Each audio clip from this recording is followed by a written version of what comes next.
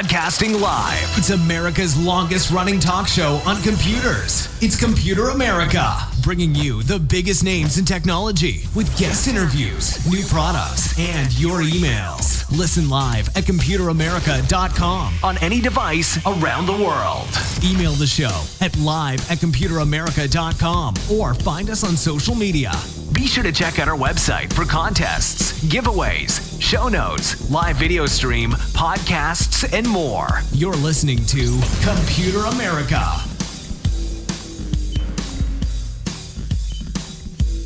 Hello and welcome everyone into the Computer America Show. We are the nation's longest running, nationally syndicated radio talk show on computers and technology turned podcast. Everyone, welcome into the program today. I hope that you're doing well and you are ready for the show because we have the one, the only, the man, the myth, the legend, of course, Nathan Evans, Popzara.com. If you haven't heard about them, where have you been? They help us with a lot of coverage at big events, but of course, they themselves and Nathan's amazing staff and crew, they write, a lot of what we do, but of course, they cover a lot more. Games, media, books, art, manga, anime, doesn't matter. And of course, all the traditional hardware, software, and everything in between. Don't worry, they got it all. So with that being said, you can check them out. But today on the show, we'll have links to everything that we talk about here at Computer America, including a link to Nathan's site, computeramerica.com. That's all you need to remember. So, let's see. Is there anything really to kind of mention? Of course, I was just telling Nathan before the program that my time is dilating thanks to Diablo 4. I spent, I stayed up till 2 a.m. last night, and trust me, I could have easily stayed up all night long, but when Diablo 3 released, I think I did stay up for like 24, 30 hours, whatever it was. And when Diablo 2 was out, man, I stayed up, as late as like a 8-year-old or 9-year-old or 10-year-old, whatever I was at the time could. But this is signs. I'm a mature adult, and I only play till 2 a.m. and then wake up at 7. So, you live and you learn. Now, with that being said, let's go ahead and bring Nathan in because we have an entire slew of stories. Everything from Apple to Meta to, of course, latest hardware releases. There's some new content up on Popzara.com, including some movie reviews and more. So, Nathan, welcome back onto the program. How you doing? What's going on, Ben? And thank you for referring to me as a myth and a legend because, when the truth hurts, print the legend. So print the lie. It's easier. Exactly. But don't forget, you're also a man. So, Well, let's in this day and age, you got to confirm. But I'll say this. Look, you're talking about Diablo. Mm-hmm. Pittance, right? Like, it's been a pretty good couple weeks for a lot of big games that aren't Zelda. I'll just say that in 2023 you have to say like BZ and AZ because it's created this chasm, this gigantic black hole where, as you saw, the Zelda Nexus like sucked in everything that wasn't Zelda, and it was not a kind Nexus. And now that Zelda's sort of out and people have got it, then you can have other games sharing the spotlight. Well, and I even saw there on your site, let's see, where was it? Here it is. You, of course, have your podcast, The State of Gaming, that you do with Corey. And, it's... looking at some of these other games, like I remember Redfall was like a very mediocre game, and that was like the closest game that was launched to Breath of the Wild. I gotta correct you. If Redfall would have been mediocre, that would have been a massive improvement. Redfall was a game that was so catastrophically, interminably, courageously bad that it will define a generation. And You think? I don't mean that in any hyperbolic way. The fact is, if a game like Redfall had come out, I don't know, last year in the middle of the summer or something, we would have said this is a bad game. Let's talk about it. But Microsoft has not released a ton of first-party software. In fact, Redfall is the first-party game for Microsoft since last September. So in the meantime, Sony, you have God of War, you've had Gran Turismo, you've had Horizon, you've had PSVR 2, Nintendo, Zelda, you've had Mario, you've had all this. So Microsoft, vying for your attention and a $600, a $500 console or whatever, tie-ins with NVIDIA. It's going to be a thing. Apparently, nobody actually played the damn game to see if it was any good or not. And it wasn't just embarrassing, but the focus was on, because of Zelda, the focus was on not just the game's quality, which was bad, but the fact that Microsoft seems to have no quality control whatsoever. Right. So this is their game. And it was terrible, and it was broken, and it was catastrophically bad. And again, that was magnified by the fact that this is not what a first-party game should be like. So I said it was mediocre. I did not play it myself. I watched a playthrough. I watched probably about 15 hours of gameplay. The problem is I already forgot what the game really did. It was a typical looter shooter kind of thing that just did everything. Again, mediocre. Bad. Well, from a good studio too, Arcane Studio that does, they had a huge hit last year with what was that game with Deathloop, maybe? Deathloop, yeah, Deathloop. Yeah. They've done Prey. They have a good legacy, but there was a story that came out yesterday about how they're trying to play the blame, and they said, well, when the gist of it was when Microsoft bought the company, when they bought Bethesda, they basically were hands off. And it sounds like the developer was just really, really disorganized. And so no one's really taking credit for it. I think, oh, goodness gracious, the Microsoft head man, the one with the good hair, they say things like, oh, we expected better reviews, and, I blame myself, and but no one's taking responsibility. Yeah. And if you're Microsoft and you're already number 3, you're not even a number 3, you're in last place. Can we just say that? Number 3 is like a gimme. When you're suffering, you need everything you can do, and when your competition is knocking it out of the park, knocking it out like of the park. Lord of the Rings Golem, yes, knocking it out of the park. That's another one too. In fact, in the podcast, we call that the sandwich. The Redfall and Lord of the Rings Gollum were sandwiched in between the release of Zelda. It doesn't look good. It doesn't look good when a nearly 10-year-old system on a chip, less powerful than an iPhone 6, pumps out a better game. Yeah, $1,000 GPU. So that game was atrocious. I also saw gameplay of that, and it was like the character model would just kind of slide and glide. There was no real friction. There was no sense that the character matched the scene or what he was doing. It was like, for a $70 game, it looked like a mobile game. It was awful. Well, that's like I said. I was talking to our tech guy Herman last night. We were having this very discussion. I said, "Isn't it funny that when we talk about so much conversation about games these days is about technology? It's DLSS, it's ray tracing, it's GPUs, it's frames per second, it's 4K.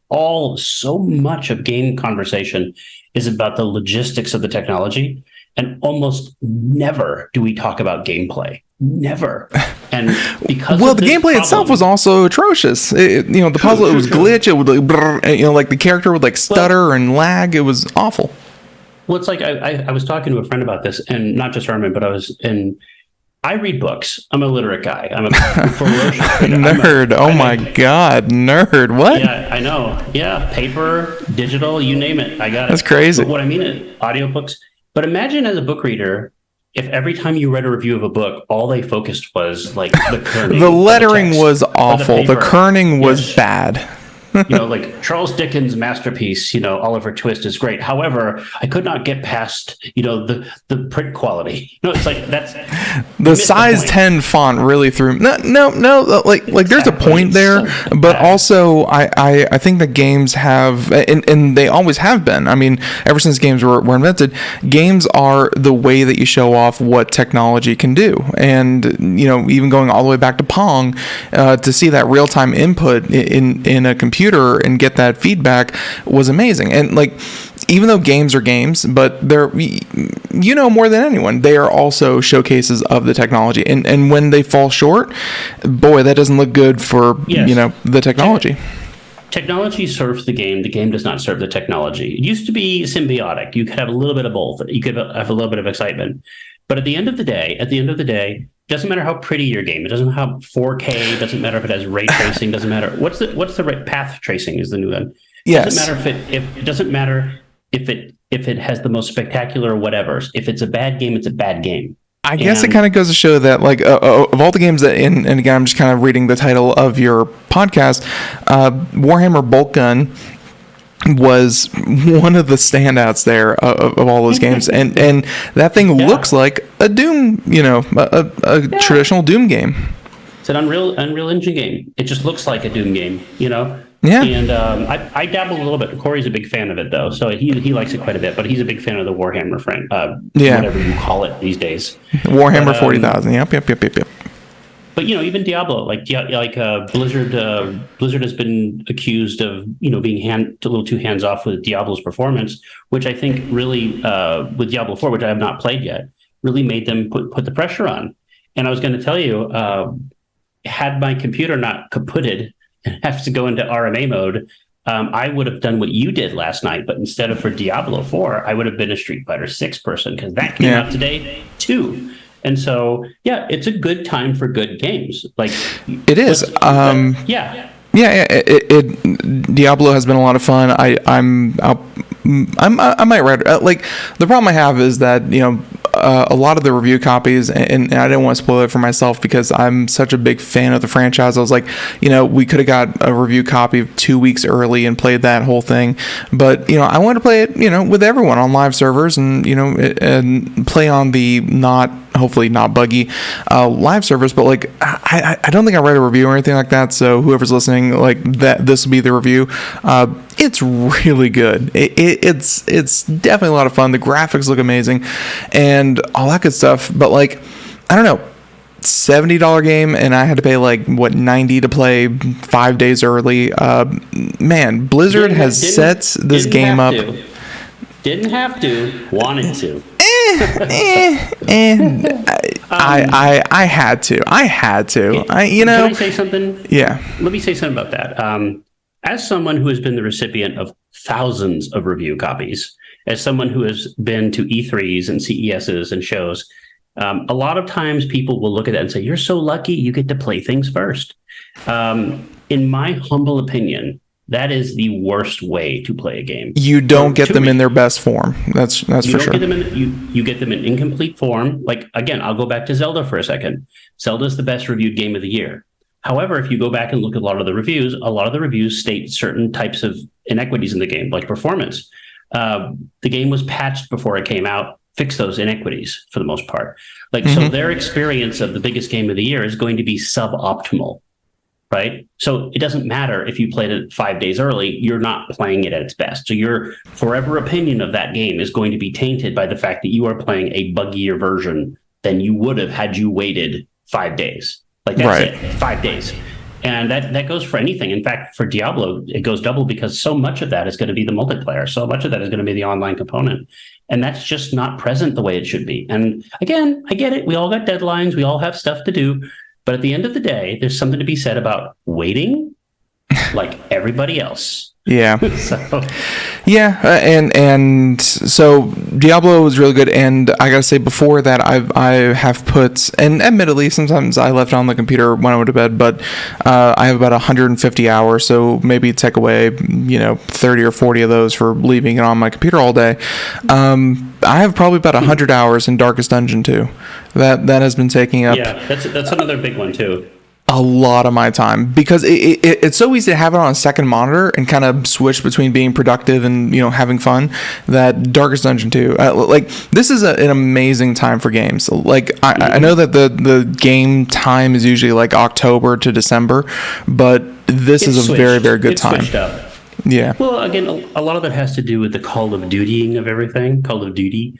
Call of Duty is a great game, great franchise. I don't care what anybody says. There's a reason why it's a bestseller. But it can become sort of your expectations can be dampened by the fact that you expect it, and so you crave just by contrast, you crave something different. And yeah, Darkest Dungeon 2, Diablo, as big as they are, they're not going to be quite as big as Call of Duty.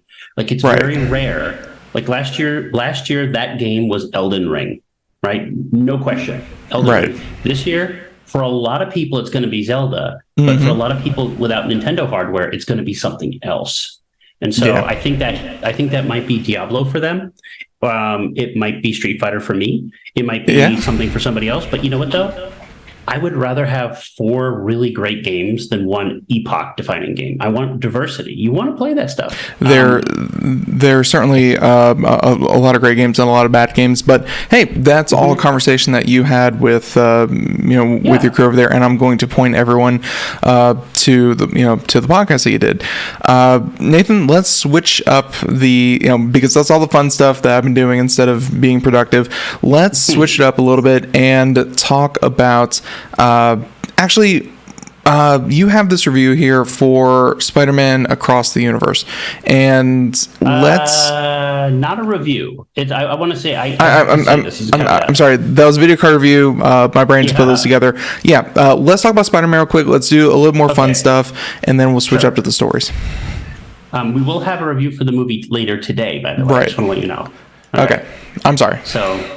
You're fine. I want to say I'm going to be seeing it myself on Sunday, so it's going to be a big movie. By the way, it's going to be very big. A lot of people don't know this. The original Spider-Verse movie, which came out in 2018, was it? It was Into the Spider-Verse, which kind of I think this is the movie that sort of established that Spider-Man thrives in the metaverse.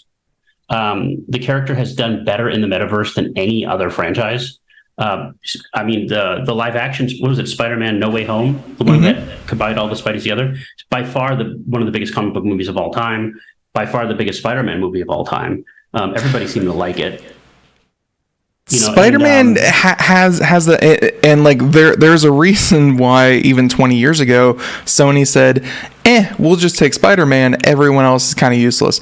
Like, obviously they have turned that around, and the Marvel universe, cinematic universe, is just a super juggernaut. But it does kind of show that they were at least on to something, because Spider-Man has such an appeal. I think it's a combination of a couple things. I think it's a combination of the fact that Disney's Marvel universe set it right, and it paved a path for something like Spider-Man to become mainstream again. But it also has to do with the talent. The Spider-Verse movies are not the live-action movies; they are a different thing. Right. And the two guys that are responsible for a lot of that was Christopher Miller and Phil Lord. And if you've ever seen these guys have been involved in so much stuff. Phil Lord, I feel like I know that name. Have you seen did you see the Lego movie? Yeah, yes, but way after the fact. Oh yeah. Did you see the 21 Jump Street movies, the reboots? No, actually. You're gonna strike out a lot. I don't watch a lot of movies, so. Okay, very funny though, like really funny. Most famously, they were writing and directing the new the Han Solo movie for Disney. Yes, and they were fired mid-production. And of course, I think that was really, we were talking about bad games coming out and being portentous. I think this was really portentous for the Star Wars saga, because you fire two of the most successful director-producers in Hollywood today because you don't, quote unquote, like their vision. You replace it with bland mediocrity. It's the only Star Wars movie that ever bombed, ever lost money. And since then, it's sort of set off a chain reaction where the Star Wars franchise has been sort of, delisted, so to speak. Yeah, other than like, what was it, Andor and one other one that people really liked? Andor was a bomb. Andor was a giant bomb. Like, it's nobody watched it. Like, I watched it. I enjoyed that. People said, people who watched it liked it. But this is the problem. The problem was, the brand has been so tarnished when you have a quality show like Andor that everybody who has watched it likes it. Nobody liked Mandalorian season 3. Nobody liked Boba Fett. Nobody liked the Obi-Wan show. Nobody likes those things. Those things tarnish the legacy so much when you have Andor, a prequel to a prequel to a prequel. Right? Yeah. That's a lot of prequels. Nobody watches it. That's the problem. And that's the tarnishing, and I think began with the Solo film. The only tarnishing, I would say, and I absolutely hated all of the writing that ever went into Kenobi. The writing in Kenobi hurt my brain to watch. I paused it every 3 minutes and just said, "Why this?" And it was bad too. It looked shoddy. It looked cheap. And yes. Yes. Yeah, That actually led, like, the looks of it also led me to kind of go Google it. They had like a $40 million budget, whereas a show like Andor had like a $200 million budget. So, and you can tell. It's just, you know what I mean? Like I said, I'm not trying to poo-poo if you like these shows, right? If you like these shows, fine. Everybody's entitled to like what they want. You can like trash, and you don't have to defend it.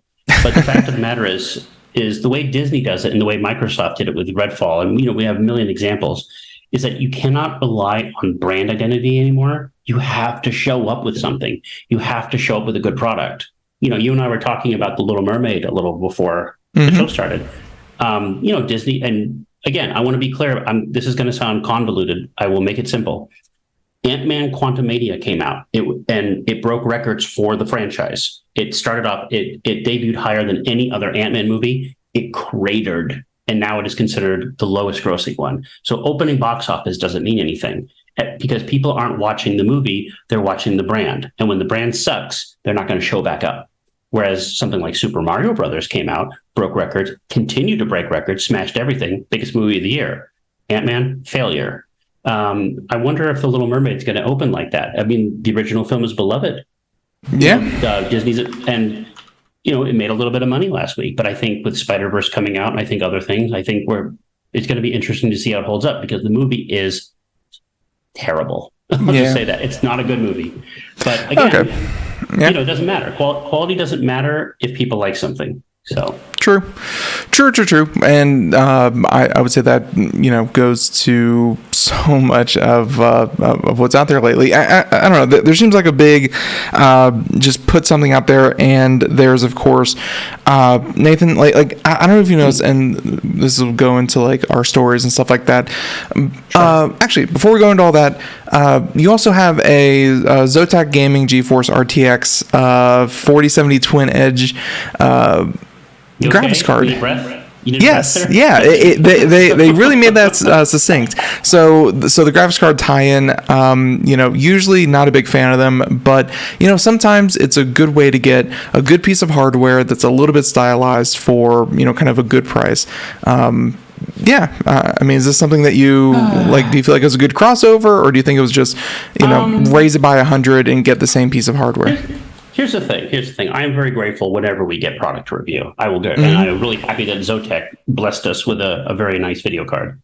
That being said, I remember a couple of years ago, I was really into this coffee called Death Wish coffee. I don't know if you've ever had it. I had the K-Cups. I had the beans. I drank a lot of it. I was a bean. Can't do the K-Cups. Throw it out the window. Trash. But sorry, if you drink K-Cups, get some help. But I had the beans, and I got to tell you, coffee tasted really good. I don't know if that's true. Maybe I was just so high on the caffeine that I thought it was good coffee. It was good coffee. It was pretty good and really expensive. And I remember one time I was at the store and I actually saw Death Wish in the store, and it shocked me to hell that I saw they were promoting a video game with it. And they were promoting what was that? It was that Ubisoft game. What was that game called? It's disappeared now, but it was like a games as a service. I'll have to. You have to look up. If you type in if you type in Death Wish coffee, and you type in game promotion or Ubisoft, what was that game called? So silly. Shipful Vikings. No, I'm not sure. But anyways, continue. For Honor. Oh, okay, yeah. And you used to seeing that on Gamer Fuel, like with Mountain Dew and everything. And I was like, this makes perfect sense. Like, it's caffeinated. This is it. This is perfect. This is exactly. Not to get too much on a tangent, but one of the streamers I was watching, they like to poke all the fun that they can about the Diablo 4 KFC, kind of co-branding the promotion that KFC and Diablo is doing, and some of the stuff they tweeted was stupid, and some of the branding was kind of a little tone deaf and a little tongue in cheek, but like. I feel like no one remember, or at least the streamer and like a lot of people that are making fun of it. I feel like they don't remember back in the day when Master Chief would like roll up and he have like a Mountain Dew in his hand, and it's like this has been happening forever. It's not new. I'll say this: I don't want to say who she was. I'll embarrass her. But someone who, one of the nutritionists who worked at CNN years and years ago, I interviewed her because this was back when, like you said, Halo was doing a lot of cross promotion with Mountain Dew and Burger King. And there are some questionable ethics about this because Halo's an M-rated game, and we didn't know. I didn't know the logistics of whether you can cross promote an M-rated game with like a kids type product. Right. But I was talking about the Mountain Dew, because again, it's double the caffeine in the gamer fuel, and I want to know, is that healthy to have someone sit down stationary, because that's what gamers are, let's be honest, and consume not only double the caffeine but double the sugar? Like, how healthy is that? And it turns out, when that question was asked, interview over, she said, no, Microsoft's not marketing to children. There's no danger, da da da da. And it turns out later there was some thing, I won't reveal it, that that they advertised with their studio. But at the end of the day, I lost. They won. Gamer Fuel's still around. But with Death Wish coffee, there's probably a danger you can overdose on caffeine, but you got to do a lot of it. You got to do a lot. But there's no sugar in coffee. If you just have coffee, there's no sugar. Yep. So no diabetes risk there.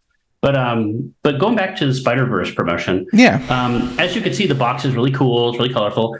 But again, the reason I bring up the Gamer Fuel thing is that I question the cross-promotion of a product for a product you literally stick inside a machine you can't see. So, and I will say this about the product. There are good Spider-Man games on the PC. They're all from PlayStation, right? Spider-Man Miles Morales. Right. This isn't tied into any of them. I thought it was kind of a missed opportunity. But, there's no movie ticket to go see the movie. There's no even like DVD or Voodoo copy of the original one. So there's actually no real branding other than the stickers. But the card's good. Herman loved it. The GPU race is heating up. I think this is NVIDIA's Ada Lovelace generation of GPU. So yeah, I know AMD has their 7700 or 7600. I forget, that just came out. So I wish I was more into video cards. Yeah, no. I mean, you really don't have to excuse the hardware of it. The hardware is obviously going to be good. It's more so just, you're right. You're paying extra for the looks. Although I will say a lot of cases nowadays, really do showcase the graphics card. They have glass panels and stuff like that. That is true. I mean, that's a thing. It can be good, but at the same time, you're paying a little more. This is. I guess it's just like, I don't know. People who are fans of the movies aren't really just going to be like, hey, I really need the graphics card because it's my favorite movie.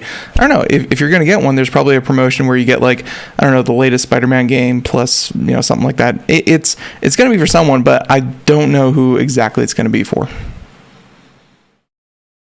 So it's for people who want the thing. So yep.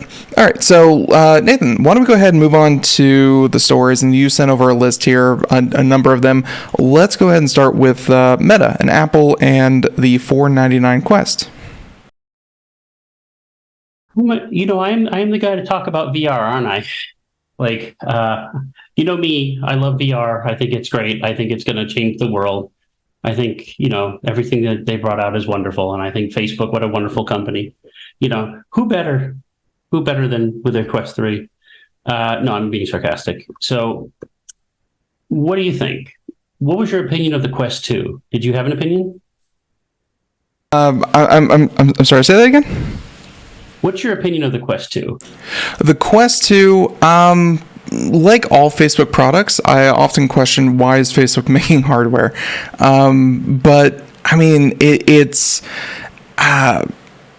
I feel like you need the and this is where the PlayStation VR 2 kind of comes in. You need a VR for the masses that is affordable, good enough, and gets people actually using it.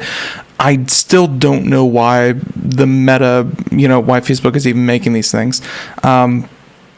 I know that they tried the metaverse. I know that they've tried a lot of other software. Man, Nathan, I'm and maybe for everyone out there watching the video portion, let's go ahead and actually, in just a second. Sorry, I had people in my office, so I actually need to bring down my green screen. But yeah, let's throw up the video portion for people to watch the, kind of the reveal. I don't know. It seems okay. The problem is what you're seeing. I don't know if what you're seeing is real time or if it's CG. I think the video, the game you're looking at right now, which was that was Arizona Sunshine, which has been advertised for quite a while. Yeah, and that was also shown at the PSVR 2 thing as well. So I don't know how to say it. I'm actually not pessimistic on it because it's not for me. But I will say the Quest 2 was a little controversial. Quest 2 came out, 2020, right when the pandemic started? Yeah, something like that. It was one of the rare consumer products that actually increased in price. They had a price increase. They said to keep up with chip shortages and all this. I don't believe that. But yeah.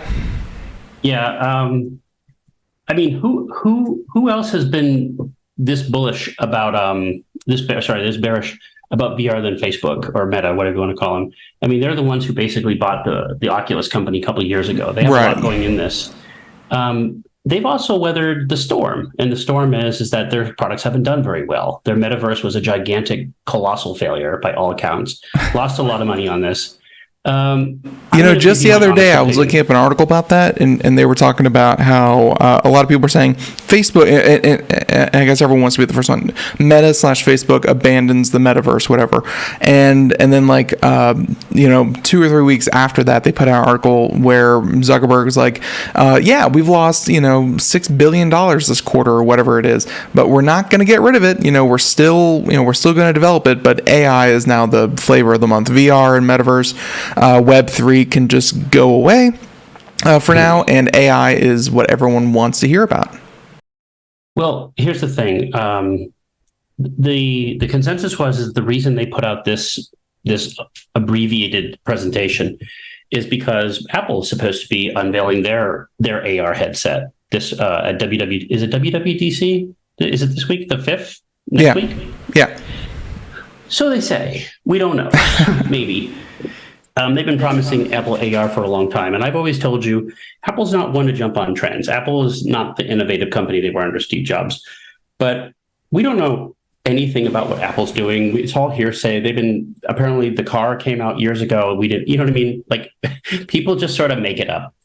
People were hoping for a standalone television that Apple was going to make exclusively. Exactly. Yeah, Apple's been. I'm sure Apple sits there and reads the tabloids, and they're like, yeah, maybe we should have done that. And instead they're working on the Apple Watch 18. I don't know. Apple the company. The way people talk about it is very different than Apple the company that is real. That it works. Mm-hmm. So, it's so the rumors are so easy to circulate because it's the company is so prestigious, and I'm totally comfortable saying that. People assume a lot from Apple. You can tell by how much money they make and how many users they have, but also, to produce something on the scale that Apple does, Nathan, there are no more secrets. When a random company orders 80 million screens of a certain size, I think people are going to know what smartphone is going to have what screen. It's also the Chinese chain of command breakdown, where you have Chinese manufacturers where there are so many ways to infiltrate. In fact, the whole cottage industry of iPhone cases comes from these leaks because they have the schematics. Leaked to a manufacturer. So they got a billion rubber crap ready to go on Amazon the day the new phone comes out. It's just how it goes. I am not going to comment on Apple's product because I don't know. Maybe they'll come out, maybe they won't. But I've said since the beginning, since I've known you, since I've been on this show, I don't think VR is a mainstream device. I don't think there's any want for it. I don't think there's. I think it's, as far as it's the niche of niche. If you like niche, that's cool. I consider VR like Roombas. People who have their Roombas love their Roombas. Their cats love riding on the Roombas. Roombas are great for people, but they are not for everybody. In fact, they are niche products. Yeah, they somehow. I will kind of say that I have the same sentiment, and this is just my sentiment. I have the same sentiment towards iPads. And while I still don't, I mean, like we have like 3 tablets in the house, but like even though I don't use it on a daily basis, I would say the iPad's a pretty successful product, you know, and you know, people because it established itself. If the iPad was sold as a tablet computer, it would be as successful. It would be as successful as an Android tablet, meaning it wouldn't be. Now, what Apple has done, Apple has salvaged it, because for a long time the iPads were beginning to regress the same way all tablets were. People said, "Well, what do I need it for?" Like because their competing product was the phone. It was just in smaller form. Mm-hmm. But what Apple did was open up the iPad into another market, which was productivity. And I don't mean like writing and stuff like that. Thanks to Apple, Wacom or whatever you're going to call it, a company I do like, has deteriorated quite a bit, because the iPad has now replaced a lot of that product line. The iPad has replaced a lot of those POS sensors inside warehouses. It made a stab at education, but I think Chromebook actually took a lot of its thunder away, which we can talk about later. That's a whole different pack of worms. But the iPad has become its own thing. It's become a productivity machine. It hasn't replaced the laptop, and it will never replace the laptop, but it has made a case that it's a good second unit. Will it replace the laptop? No. Will it replace your cell phone? No. But you do see a lot of companies trying to bet the farm on foldables, because it's trying to merge the two into a way that, again, I don't know if there's any want for that product. Like, it doesn't mean that somebody won't like it. Somebody's going to like it, right? But going back to VR, though, again, VR is cool when it works. I mean, there's no doubt about it. It's an interesting development. So this article that you linked, and John Finkus is such a prolific writer. You know, I totally believe him when the rumor saying that, you know, if they do come out with a VR in traditional Apple form, it's going to cost an arm and a leg, or both of your eyeballs, $3,000. That would be as lucrative as the Google glasses were. That's a crazy price point. Well, you know, it's funny. The Google Glass was actually the very first product that I discussed with your people on Computer America. And I said from the very beginning, it's DOA. And it's not just DOA because the product's bad. You were one of the few, because like we had a couple of our correspondents and other people talking about that. Everyone's like, you know, this is going to be, you know, this is the future. It's a prototype, but this is the way that technology is going to go. You were like one of the only ones saying that it was dead. So you were a naysayer from the beginning, and you were right on that one. Not a naysayer, though. That's the thing. I think there's an application for this, but it's very important to remember that you can have, there's no such thing as a bad idea. Well, there are bad ideas. A banana going into space, bad idea.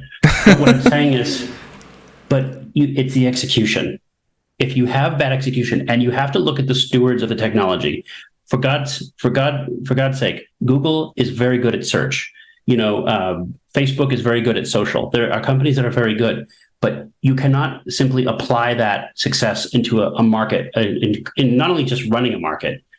Amazon is the best at this. Amazon takes stuff they have nothing to do with, and they create consumer class products that are decent. Like Amazon actually has the second most popular tablet. It is not a competitor to the iPad.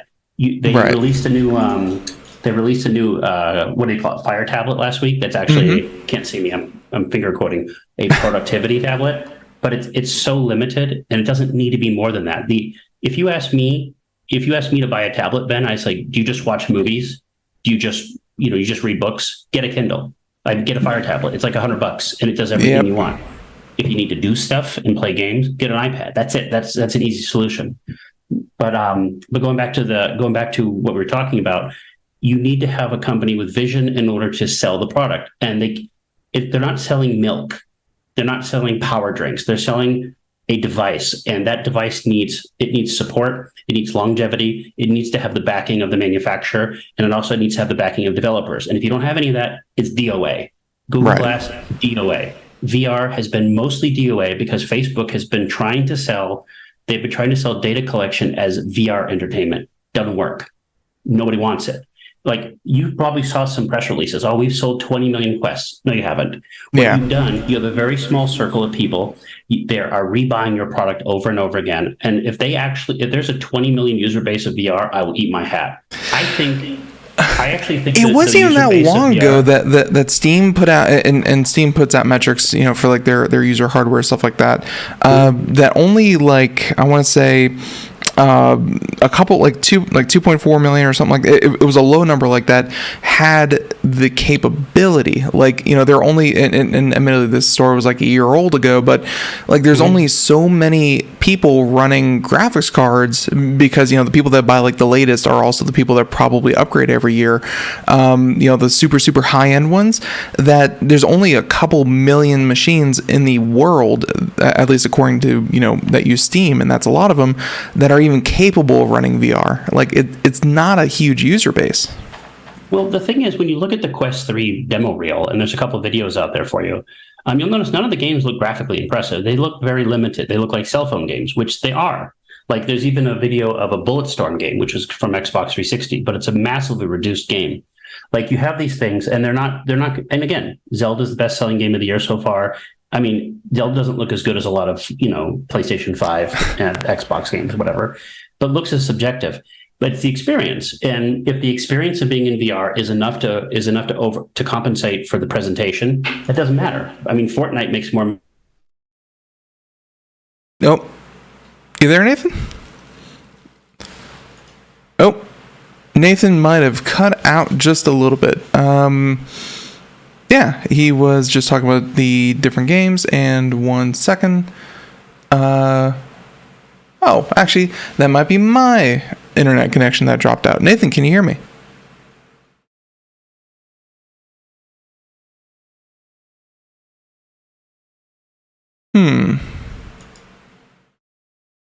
Okay, so looks like my internet connection went out, which is not very good.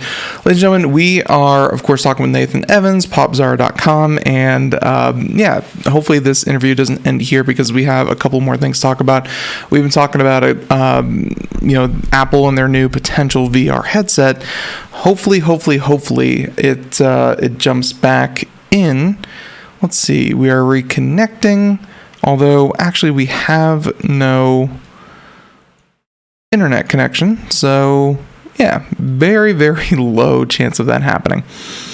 All right, well, this is very annoying. Ladies and gentlemen, we might just have to wrap it up there. So actually, we'll highlight some of the other stories before we kind of go. We were wrapping up Apple, what we might see, new chip systems for an updated Mac lineup. The MacBook Air, of course, is going to get an update. The MacBook Pro is going to get an update.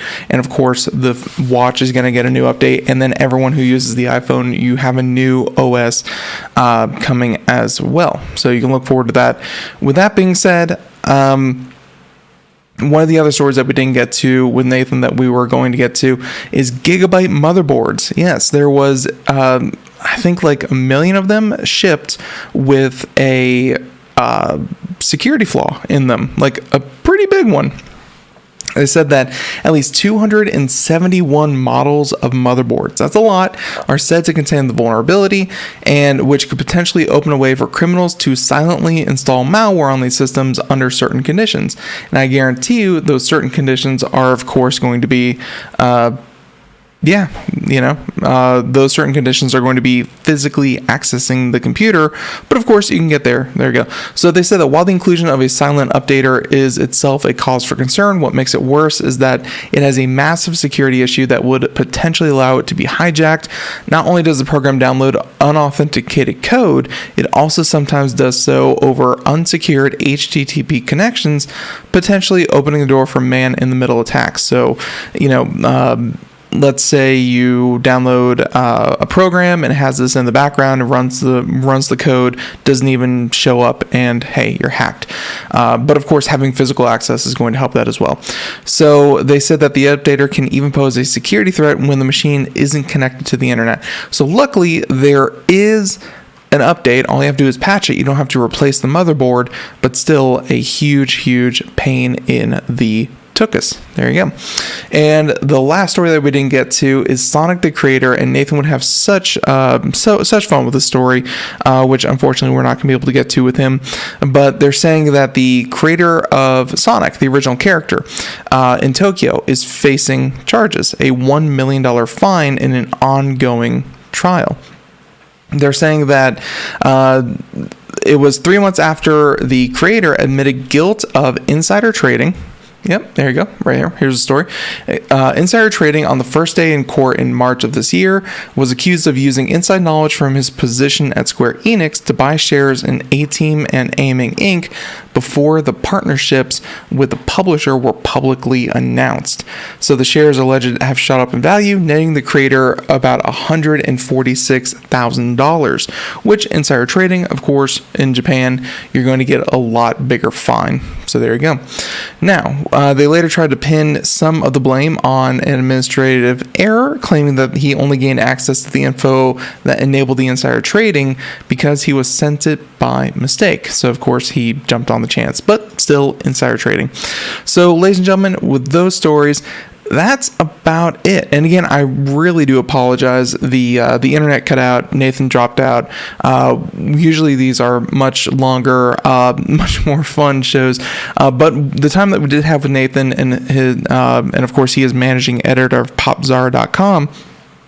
Always a lot of fun. Highly encourage you to check that out. If you want to find out more about any of this, anything that we talked about, and more over on his site, check that out. Or, of course, computeramerica.com, where we will have links to everything, everything that we talked about here today. So, ladies and gentlemen, again, I apologize for that. Technical issues, you can't blame them. They certainly happen. I want to thank you all so much for tuning in. And again, thank you for checking out our show. Be sure to tune in next week for more Ralph Mon. And of course, every single month, we have Nathan Evans. So until then, have a great day. Thank you so much. Catch you next time. Bye-bye.